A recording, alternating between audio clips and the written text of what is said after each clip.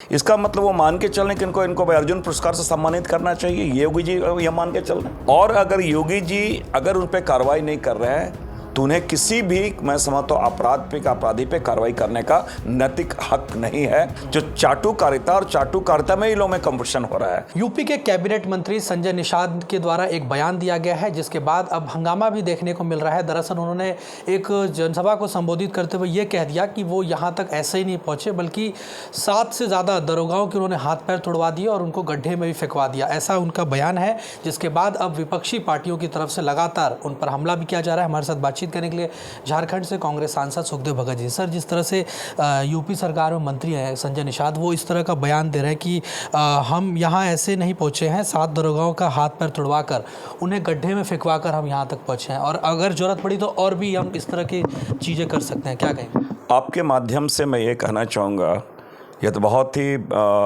निंदनीय बात उन्होंने कही है। योगी जी अगर इसे स्वीकार करते हैं तो उन्हें अर्जुन अवार्ड के लिए उन्हें रिकमेंड कर दे योगी जी ना, या तो उन पर अगर कार्रवाई नहीं कर रही या 2 शब्द नहीं आ रहे हैं, इसका मतलब वो मान के चल रहे कि इनको भाई अर्जुन पुरस्कार से सम्मानित करना चाहिए, ये योगी जी ये मान के चल रहे हैं। क्या इस प्रकार के सार्वजनिक जीवन में उन्होंने स्वीकार किया कि उन्होंने कानून को तोड़ा है, कानून में वो मंत्री, तो योगी जी को तो सबसे पहले उन पर कार्रवाई करनी चाहिए जो उन्होंने स्वीकार किया है। और मैं समझ जो कन्फेस कर रहे हैं तो उन पर सबसे पहले कार्रवाई होनी चाहिए। और अगर योगी जी अगर उन पर कार्रवाई नहीं कर रहे हैं तो उन्हें किसी भी, मैं समझता हूँ, अपराधी पे कार्रवाई करने का नैतिक हक नहीं है। और सबसे पहले तो मैं योगी जी को कहूँगा, अभी तक क्यों उनके वक्तव्य नहीं आ रहे, एक फर्स्ट थिंग।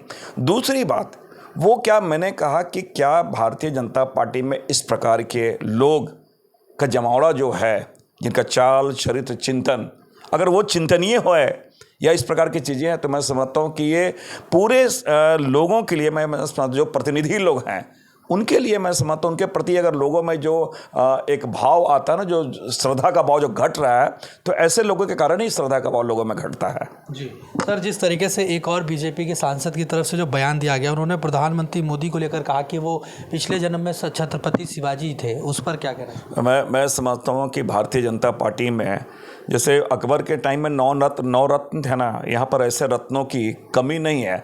रत्न ये रतन लोग हैं यहाँ पे। कोई संबित पात्रा जी कह देते हैं कि भाई भगवान जगन्नाथ से भी बड़े कभी कर देते हैं, मर्यादा पुरुषोत्तम भगवान राम से भी बड़े उनके पोस्टर बना देते हैं, कोई शिवाजी से बड़े इन्हें उनका स्वरूप बतला देते हैं। तो मैं समझता हूँ कि जिसे कहा जाए चाटुकारिता, अगर शब्दों में कहा जाए, जो चाटुकारिता और चाटुकारिता में ही लोगों में कंपटीशन हो रहा है, तो इन्हें भी गोल्ड मेडल देना चाहिए कि कौन कितने चाटुकारिता कर सके।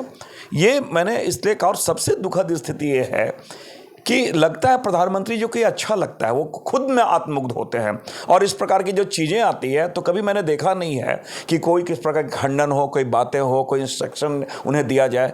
मैं समझता हूँ हर ये तो भगवान का, तो मैं समझ उनका अपमान किए हैं। मराठा हमारे जो शिवाजी, हमारे छत्रपति शिवाजी महाराज का, उनका भी उन्होंने अपमान किया है। कहाँ शिवाजी और कहाँ इस प्रकार की बातें करना। मैं समझता हूँ कि स्वयं में इन्हें सारे लोगों को, मैं समझता हूँ कि उनके देश से उन्हें माफ़ी मांगनी चाहिए कि वो चाहे जिस भी वजह से क्या, मैंने कहा चाटुकारिता का कोई कंपटीशन नहीं हो रहा कि इस प्रकार के शब्दों का प्रयोग करें। हमारे भगवान ईश्वर के साथ साथ, भगवान के साथ साथ हमारे महापुरुष, हमारे वीर जो है, उनका भी अपमान कर रहे हैं। तो ये कह रहे हैं कि उनका कहने का मतलब ये था कि वो राष्ट्र हित के लिए, जिस तरह से पीएम मोदी ने देश को समर्पित कर दिया और उन्होंने जो त्याग किया, अपना परिवार छोड़ दिया, घर छोड़ दिया, 24। एक आपने देखा होगा ना, टेलर है ना, एक रफ्फू एक वर्ड आता है कि आपने कह दिया, अब उस पर रफ्फू आप कर रहे हो, लेकिन जो आपके मन में जो बातें थी, मैंने इसलिए कहा ये चाटुकारिता की पराकाष्ठा है, उससे ज़्यादा मैं नहीं करना चाहूँगा। जी, आखिरी सवाल है, जिस तरह से रेलवे को लेकर रेल मंत्री ने जो बयान दिया, उन्होंने खूब उपलब्धियां गिनाई रेलवे की कि कैसे माल ढुलाई के मामले में विश्व स्तर पर 3रे नंबर पर भारत आ गया। इसके साथ ही किराया जो है रेलवे का, वो 10 साल से नहीं बढ़ा। बांग्लादेश, पाकिस्तान, कई देशों का उन्होंने भी जिक्र किया, उस पर क्या कहेंगे? मैं 2-3 बात जरूर कहना चाहूँगा। जो सरकार की 2-3 बहुत महत्वपूर्ण चीज़ें हैं, एक तो मैं कैपिटल एक्सपेंडिचर के बारे में कहना चाहूँगा। रेलवे में कैपिटल एक्सपेंडिचर है वो यथावत है। तो सरकार जो मान लीजिए आधुनिकीकरण की बात करते हैं या विस्तारीकरण की बात करते हैं या सुरक्षा की बात करते हैं, तो कैसे उसमें करेंगे। एक सरकार का एक ड्रीम प्रोजेक्ट है कवच, जिस सुरक्षा के मायने में मालूम है वो पूरे रेलवे नेटवर्क का मात्र 3% है। एक तीसरी बात, सुरक्षा के के लिए जो पैसे जो हैं वो मालूम है कितने घटा दिए गए हैं। जो पहले 21,000 था, अभी 19,000 में ले आए हैं। तो क्या बोलते हैं, तो इस बुलेट ट्रेन का सारे पैसे ले आए हैं। सुरक्षा में जो था 12,993 उसे 12,100 में ले आए हैं। तो सारी राशि वो घटा रहे हैं। लगातार रेलवे ये क्या बोलते हैं एक्सीडेंट होते जा रहे हैं।